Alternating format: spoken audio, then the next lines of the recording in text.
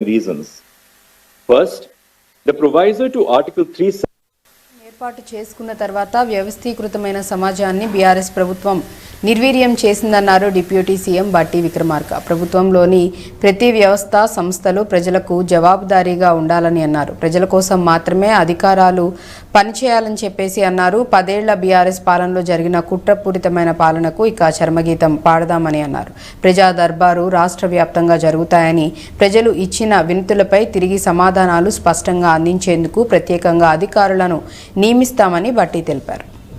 పరిపాలన ఉన్నటువంటి ప్రతి వ్యక్తి కూడా భారత రాజ్యాంగాన్ని స్ఫూర్తిగా తీసుకొని తద్వారా పౌరులకు సేవలు అందించేటట్టుగా ముందుకు నడవాలి.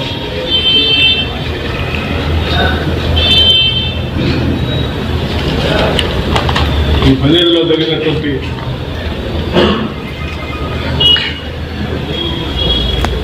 డైరెక్షన్లెస్ పాలన కానీ లేకపోతే ఒక కుట్రపూరితమైనటువంటి పాలన చరమగీతం పాడాలి.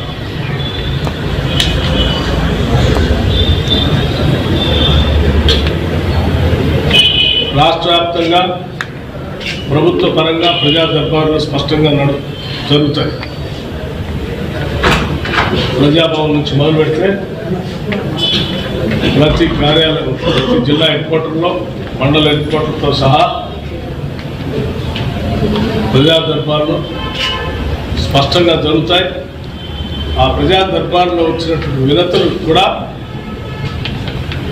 సమాధానాలు స్పష్టంగా ప్రజలకు వచ్చేటట్టుగా